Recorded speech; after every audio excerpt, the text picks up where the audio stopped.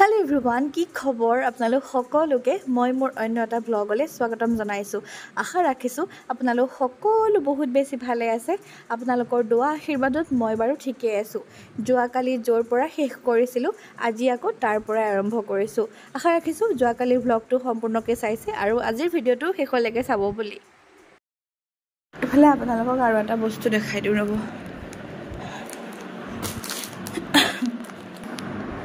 এফালে এখন শাড়ী কালি টেইলৰত দি আহিলো, দেখা পালে এইটো ব্লাউজটো যেহেতুকে ব্লাউজটো এতিয়া নিছিলাও,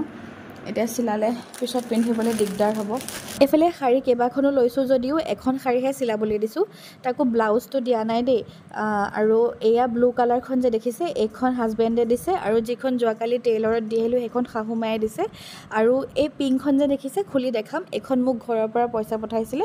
আৰু তাকে মই লৈছো। আৰু মানে চান্স পাওঁতে লৈ ল'লোঁ তিনিখন শাড়ী।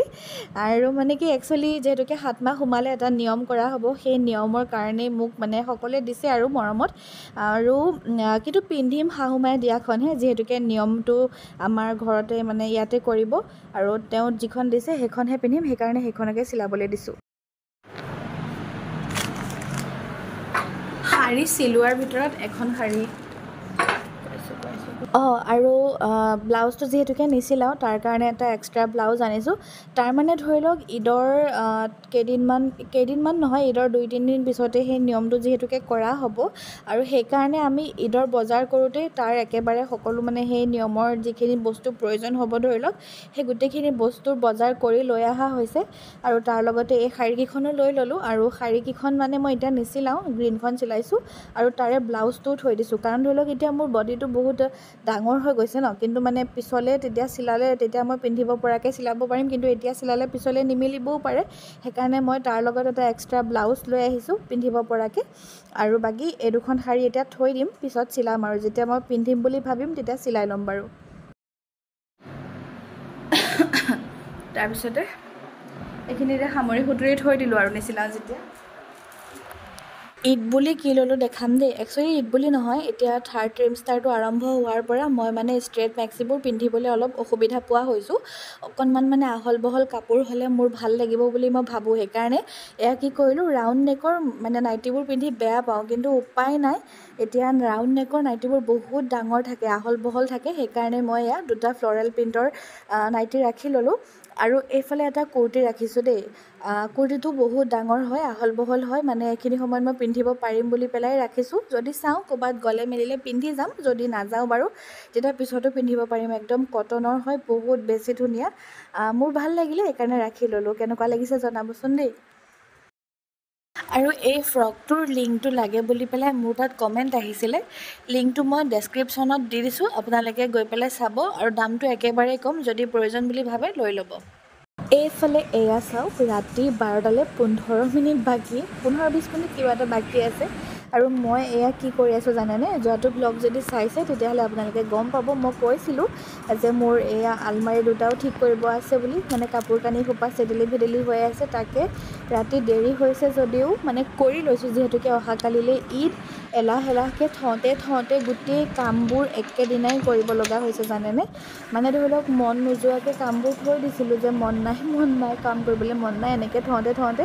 এয়া চব একদম ৰাতি দেৰিলৈকে হ'লেও চিজিল কৰি পেলালোঁ। এইফালে এইখিনি কাপোৰো ঠিক ঠাক কৰি মেলি ল'লোঁ, এতিয়াহে ভাল লাগিছে। তো গাইজ ৰাতি দেখিছে 12টা বাজিছে, 12টা সেয়া 15 মিনিট বাকী আছে। আৰু 12টা বাজিল যদিও কামখিনি কৰি ল'লোঁ, কাৰণ ঘৰখন চেদেলি ভেদেলি হৈ থাকিলে মই একেবাৰে সহ্য কৰিব নোৱাৰোঁ। আৰু কাম কৰিবলৈ মন নাই যোৱাকৈ কামবোৰ চব পেলাই থৈছিলোঁ। কিন্তু আজি ঈদৰ আগদিনাখন ৰাতি মানে যেনেকেই নহওক বোলো নাই, কালি যিহেতুকে ঈদ, ঘৰখন চিজিল নহ'লে মনটো ভাল নালাগে। ঘৰখনটো চিজিল কৰিলোৱেই, চব চিজিল কৰিলোঁ। আৰু আলমাৰীটো আৰু সেয়া ড্ৰেছিংখনত যে এতিয়া বৰ্তমান কাপোৰ কানিবিলাক মই থৈ আছোঁ, তাতে কাপোৰ কানিবিলাক চেদেলি ভেদেলি হৈ আছিলে, যাৰ কাৰণে মই মানে বেয়া পাওঁ। সেইকাৰণে ৰাতিটোৱে চকু দেখিছোঁ ফুলি গৈছে, টোপনি আহিছে মোৰ। আৰু বহুত গৰম লাগিছে, ফেনখন দি লৈছোঁ যদিও ইমান গৰম লাগিছে। তথাপি চিজিল নহ'লে মনটো বেয়া লাগি থাকিলে হয়, সেইকাৰণে ৰাতি দেৰিলৈকে হ'লেও কামখিনি কৰি উঠিলোঁ। আৰু এতিয়া শুই যাম, কালি লগ পাম দেই।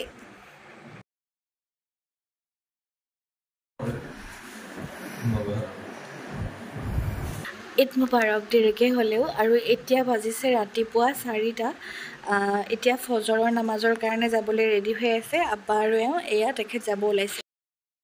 হেল্ল' এভৰিৱান আৰু এতিয়া প্ৰথমে ৰেডি হৈ ল'লোঁ গা হাত ধুই মেলি আৰু আপোনালোকক কিনো পিন্ধিছে দেখাই দিছোঁ ৰ'ব ঈদ বুলি ৰাতিপুৱাই গা হাত ধুই মেলি এয়া এটা নাইটি পিন্ধি লৈছোঁ এটা নাইটি আৰু এতিয়া ৰন্ধা বঢ়া কৰিবলৈ যাম পাকঘৰলৈ সেইকাৰণে আৰু ইয়াৰ আগতে দেখিছে ইমান কিনো ৰাতিপুৱা এইবিলাক পিন্ধিম আৰু এতিয়া এনেকৈয়ে গৈ পেলাই পাকঘৰত সোমামগৈ তেতিয়াহ'লে বেছি দেৰি নকৰোঁ খাবলৈ বিচাৰিব এতিয়া আৰু সেইকাৰণে ৰান্ধি বাঢ়ি লওঁগৈ ব'লক এইফালে সকলোৱে ৰাতিপুৱা ফজৰ নামাজ পঢ়ি আহি অকণমান আৰাম কৰি তাৰপিছত আকৌ লাল চাহ আৰু অকণমান নাস্তা খাই মেলি ঈদৰ নামাজ পঢ়িবলৈ বুলি গ'ল 8টা বজাৰ পৰা নামাজ আৰম্ভ হৈছে আৰু আমাৰ ঘৰত প্ৰত্যেক ঈদতেই ৰাতিপুৱা বৰা চাউল আৰু এনেকৈ কিবা অকণমান মাংস বনোৱা হয় নামাজৰ পৰা আহি মানে সকলোৱে খাব পাৰে হয়তো আমি বুঢ়া হোৱালৈকেও কিজানি এই নিয়মটো থাকিয়ে যাব কাৰণ আমাৰ এওঁ বিৰাটেই ভাল পায় খাই ৰাতিপুৱা এইখিনি সময়ত A few moments later.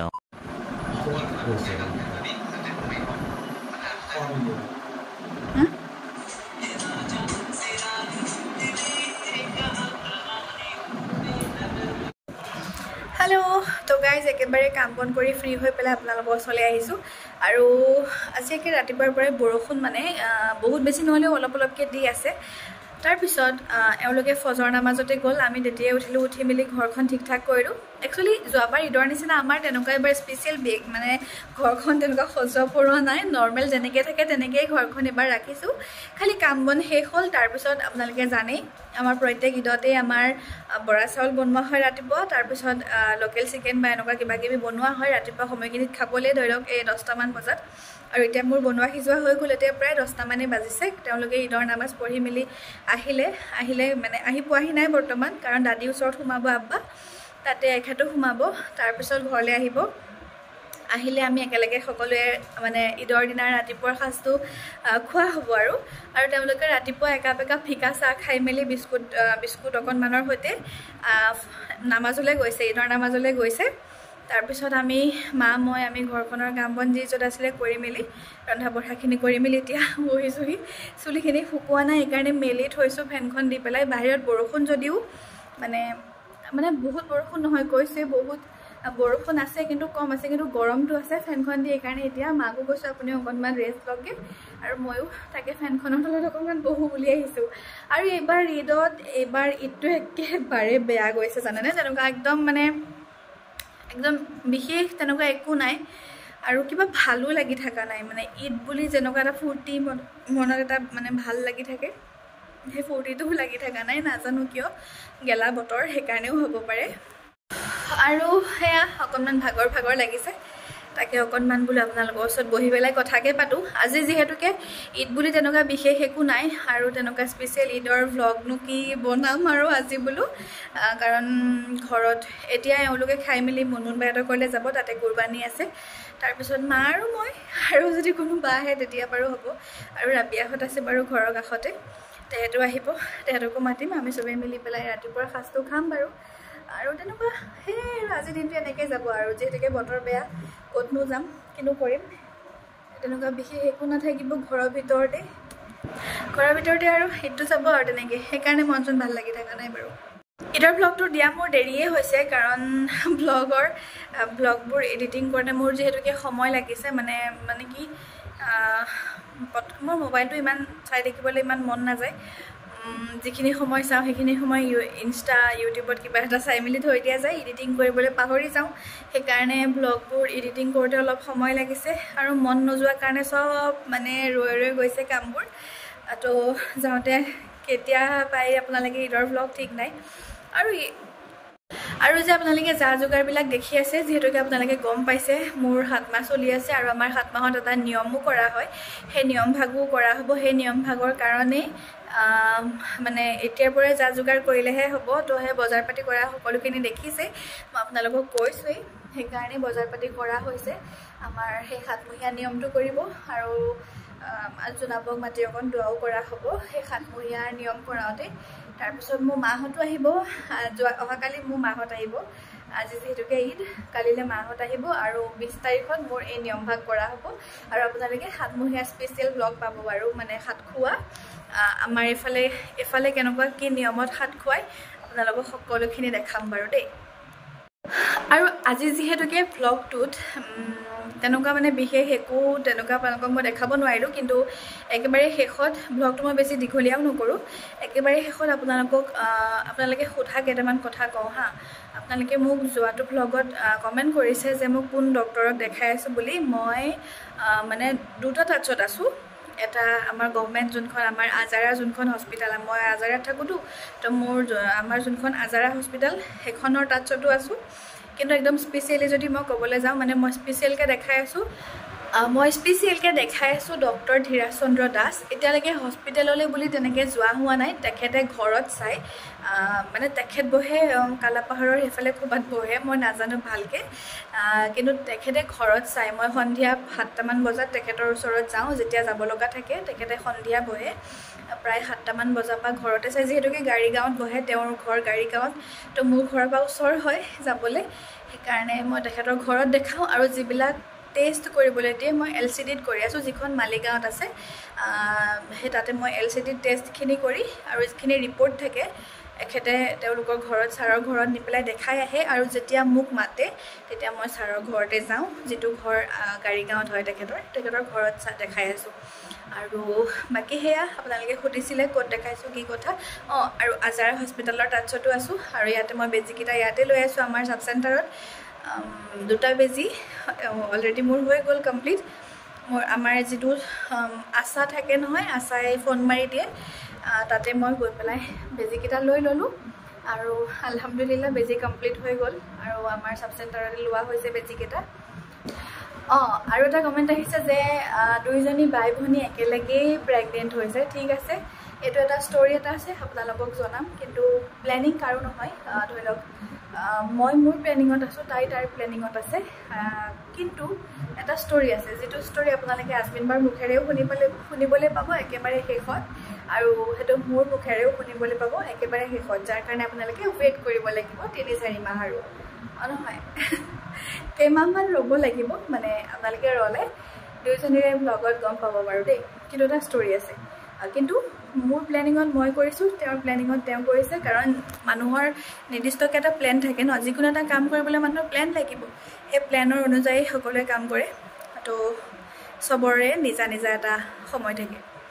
বাৰু সেইটো এটা কমেণ্ট পাইছিলোঁ যে সেইটো কাৰণে আপোনালোকক সেইটোও জনাই দিলোঁ আৰু একেবাৰে শেষত আৰু এটা কথা কওঁ যিসকল মহিলাৰ হোৱাইট ডিছচাৰ্জ হয় নৰ্মেলিও হোৱাইট ডিছচাৰ্জ হয় আৰু প্ৰেগনেঞ্চি টাইমতো হোৱাইট ডিছচাৰ্জ হয় প্ৰায় 4 মাহলৈকে হয় নেকি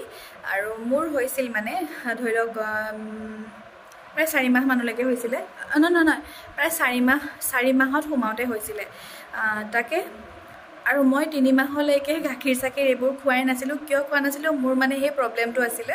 সেইকাৰণে খোৱা নাছিলোঁ যদি কাৰোবাৰ এই প্ৰব্লেমটো আছে তেতিয়াহ'লে আপোনালোকে হেৰি খাব পিঁয়াজ নাখাব গাখীৰ নাখাব